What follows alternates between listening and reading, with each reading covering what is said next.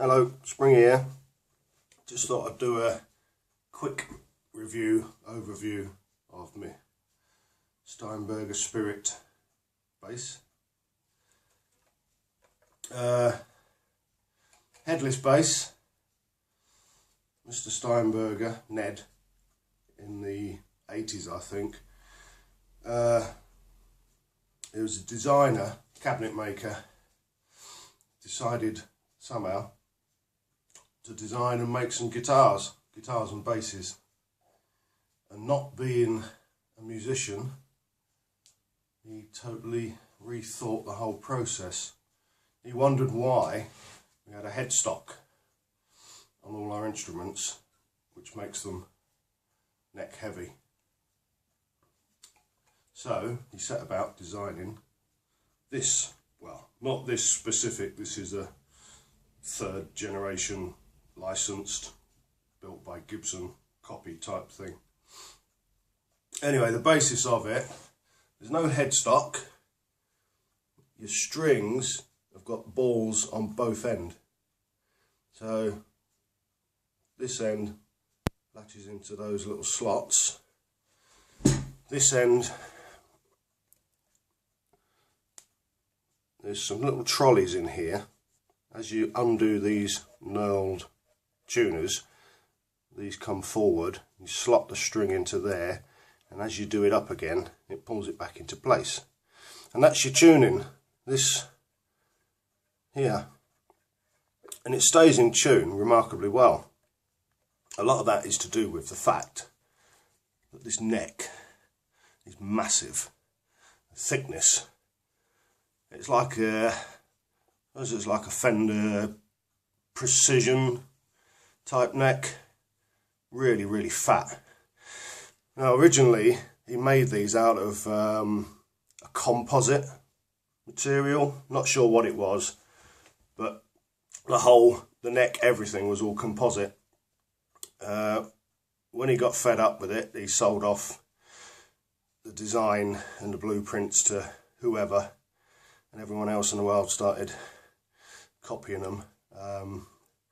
These then mostly were made from, this is maple, this one, it's just maple everything, and rosewood fretboard.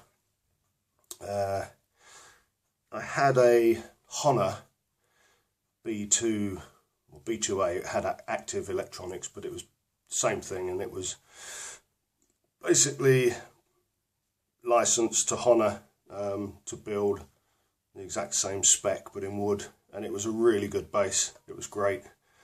The one I had was actually about 20 years old. There's a Synapse series, exactly the same thing. Just, I can't remember if it's got Steinberger written on it. And then there's this, which is made by Gibson. It says Spirit by Steinberger. He sold at some point all the rights to Gibson. But the common factor with all of them, all of the copies and the licensed ones, is they all used actual genuine Steinberger gear. All this business is all theirs. So, you know, if you get one of the properly licensed ones, you're basically getting a Steinberger bass just made out of wood, not plastic, and they're fine, they're brilliant. Another little feature of this little doobry here is for, I don't know if you can see, when you're sitting down with it, it sits snugly on your leg, stops it moving around, so that's a good little detail. This particular one is passive circuitry. I prefer passive basses, but some of them have got are active. They do this one, so this would be, I suppose, the base model because it's passive. They do one with active pickups, and they do one with 5 strings, and they do one with a drop D tuning fancy gizmo.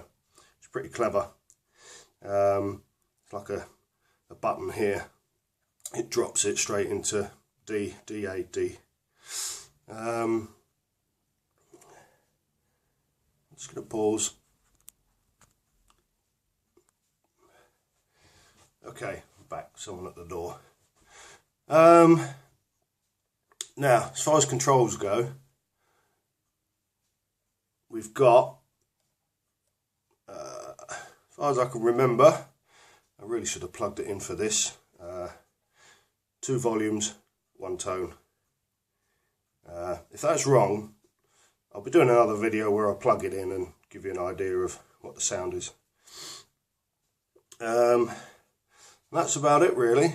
Not a lot more I can tell you. Probably missed after stuff. The other reason for doing this little video was when I was doing the previous video about this bracket I made for the strap. If any of you watched that and you wondered what this one was, this was what my first excuse me, this was my first attempt at moving the position.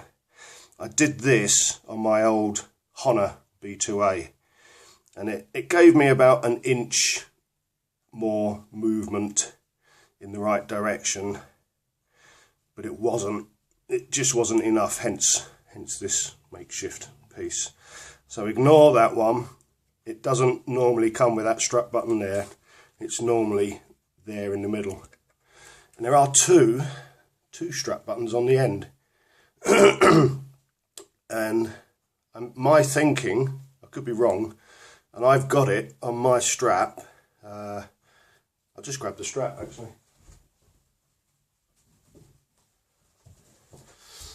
With my strap, these are lock-in by the way, but it makes no odds. I've got an extension, and I've put 2 strap locks on it. I think they put them on there to stop it, to help stop some of the tilting forwards, but it may just be literally they put 2 strap buttons on so that you can stand it up evenly on a flat surface. Who knows, but anyway, I use it like that. Anyway, that's about it. I'll do another video with this plugged in, and then there's going to be some more videos with my amplifiers and all my various pedals and rubbish. And I've got a Court Kerbo, sort of specifically designed for slap bass job. I'll do a video on that next, I think. Anyway, thanks for watching. I've been Springy. Cheers.